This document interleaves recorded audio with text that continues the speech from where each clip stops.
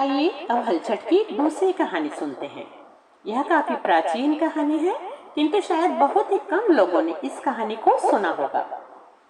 प्राचीन काल में किसी नगर के एक राजा थे जो बहुत ही पुण्यात्मा थे तथा धर्म के कार्य करने वाले थे।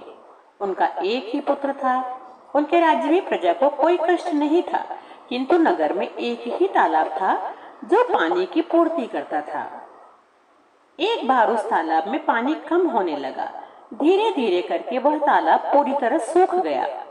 दूर दूर से पानी लाया जाता था, किंतु जब जल संकट गहराने लगा, त्राही त्राही मचने लगी। राजा ने अनेकों प्रयत्न किए, पूजन हवन यज्ञ आदि बहुत करवाया। एक रात को वरुण देव ने उनके स्वप्न में आकर दर्शन दिए और कहा कि यदि राजा के पुत्र की बलि दी जाए तो उस तालाब में पानी अवश्य आ जाएगा। प्रातःकाल राजा ने यह स्वप्न अपनी रानी को सुनाया। दोनों चिंतित हो गए, बहुत दुखी हुए, क्योंकि उनका एक ही पुत्र था। तब रानी ने रोते हुए राजा से कहा कि एक उपाय हो सकता है। हमारा एक ही पुत्र है, यदि हम उसकी बलि दे देंगे तो हम निपुत्र हो जाएंगे, किंतु हमारे पुत्र के 6 पुत्र हैं। हमारा पुत्र भी भावी राजा है। यदि उसके एक पुत्र की बलि दे दी जाए तो हमारा बेटा बहू निपुत्र भी नहीं होंगे और राज्य का जल संकट भी दूर होगा। राजा ने अपने मंत्रियों से भी मंत्रणा की। बेटे से बात करने के बाद यही तय हुआ, किंतु बहू को नहीं बताया गया था। प्रातःकाल अंधेरे अंधेरे ही रानी ने बहू रानी को जगाया और कहा कि बेटा, तुम्हारे मायके से संदेश आया है कि तुम्हारी माँ की तबीयत बहुत ही खराब है। तुम्हें शीघ्र ही उनके पास जाना होगा। बहू बोली, माँ जी, यह सब अचानक कैसे और अभी ही? रानी बोली, हाँ बेटा, तुम शीघ्र ही निकलो मायके के लिए। बाहर गाड़ी तैयार है। घोड़ा गाड़ी को पहले बग्गी कहते थे। रानी ने कहा, बेटा बाहर बग्गी तैयार है, तुम अति शीघ्र निकलो। बहू रानी उठी। जल्दी जल्दी में उसने अपने 5 पुत्रों को लिया, गाड़ी में बैठाया और निकल गई। छठा पुत्र, जो कि सबसे बड़ा था, उस दिन राजा के कक्ष में सोया था। उसे नहीं भेजा गया था। बहू के जाते ही राजा ने तालाब पर जाकर पूजा पाठ करवाया, हवन करवाया और जैसे ही उनके पौत्र की बलि दी गई, छन्न करके तालाब में पानी आ गया। कुछ ही देर में तालाब पानी से लबालब भर गया। उनका पुत्र, राजा रानी सभी बहुत दुखी थे, किंतु प्रजा के कष्टों को दूर करना अपना धर्म समझते थे। उधर बहू कुछ घंटों बाद अपने मायके पहुंची। बग्गी रुकने पर स्वयं उतरी, फिर बच्चों को उतारने लगी तो देखा माँ तो द्वार पर अच्छी अवस्था में खड़ी है। उसने आश्चर्य के साथ पूछा, माँ, तुम यहाँ खड़ी हो, स्वस्थ हो? माँ ने कहा, हाँ। माँ को भी बहुत आश्चर्य हुआ कि अचानक बेटी इस प्रकार इतनी सुबह यहाँ कैसे आ गई। बोली, हाँ बेटी, मैं ठीक हूँ, किंतु तुम अचानक यहाँ इस तरह कैसे? बेटी ने कहा, माँ, मुझे तो बताया गया था कि आपकी तबीयत बहुत खराब है, अत्यधिक खराब है। मुझे शीघ्र ही आपके पास भेजा गया। माँ ने बच्चों को देखा, तब बड़ा पुत्र वहां नहीं था। तब माँ बोली, बेटा, बड़ा पुत्र कहाँ है? बेटी ने कहा, माँ, मैं जल्दी जल्दी में उसे नहीं ला पाई। वह पिताश्री के कक्ष में सोया था। माँ का माथा ठनका। उन्होंने तुरंत ही उसे कहा कि वह अति शीघ्र वापस जाए, कहीं कुछ तो गड़बड़ अवश्य है। बेटी बोली, माँ, कुछ जलपान तो ले लूं? माँ ने फिर कहा, नहीं बेटा, तुम उल्टे पांव वापस लौटो, अपने ससुराल जाओ। बेटी अपने पुत्रों सहित लौट चली। उस दिन हलछट का दिन था।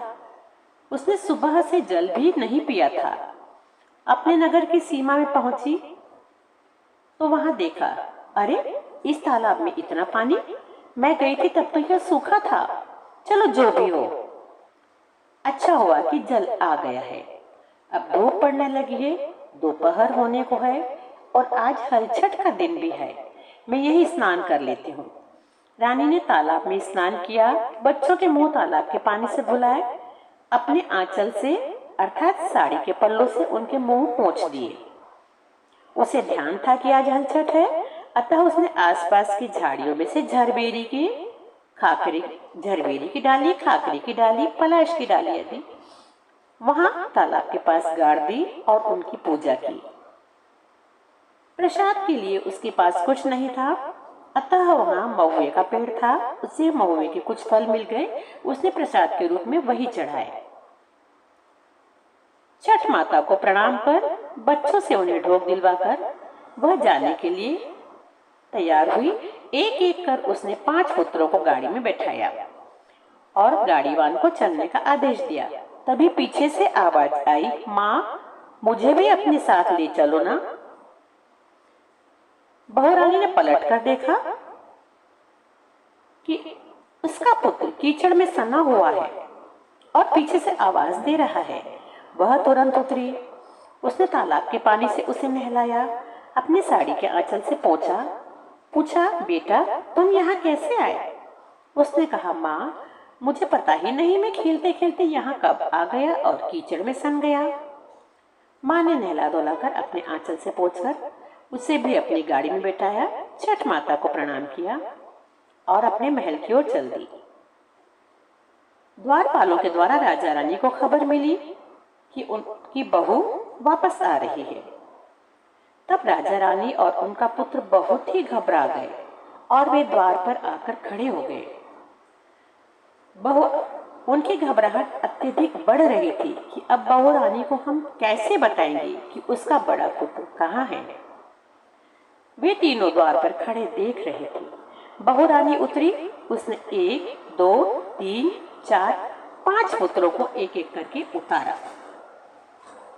किंतु जब छठे पुत्र की बारी आई तब रानी अर्थात सासू माँ घबराहट के मारे बेहोश होने लगी। तभी उनके कानों में आवाज सुनाई दी, आ बेटा तू भी आ जा। उन्होंने तुरंत गाड़ी की तरफ अपनी नजर डाली। देखा तो रानी अपने सबसे बड़े पुत्र को उतार रही, अर्थात छठा पुत्र भी उसके साथ था। राजा रानी आश्चर्य में पड़ गए कि यह पुत्र इसे कहाँ मिला, इसकी तो बलि दी गई थी।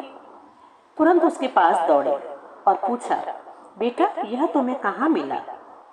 बहू ने कहा, माँ आज हलछट थी, मैंने स्नान किया, बच्चों के मुंह धुलाए तालाब से, फिर वहीं पर हलछट माता की पूजा की। सुबह से मैंने जल भी ग्रहण नहीं किया था।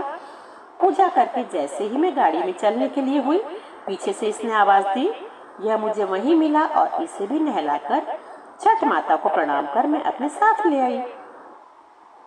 तब राजा रानी दोनों उसके चरणों में गिर पड़े।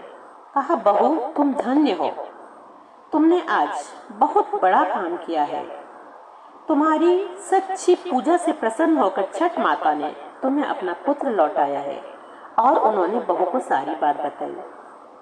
बहू भी प्रजा के कष्ट को दूर करने के लिए किए गए इस कार्य से दुखी थी, अतः वह जरा भी नाराज नहीं हुई। तभी राजा ने सारे नगर में ढिंढोरा पिटवाया कि आज के बाद हलछठ के दिन सभी लोग सामूहिक रूप से विधि विधान से हलछठ माता की पूजा करेंगे। जिस प्रकार हलछठ माता ने बहू रानी के पुत्र को सुरक्षित उसे वापस लौटाया, इसी प्रकार माँ उनका व्रत करने वाले सभी स्त्रियों पर अपनी कृपा बनाए रखे, सभी की संतानों को सुरक्षित रखे, दीर्घायु रखे। जय हलछठ माँ।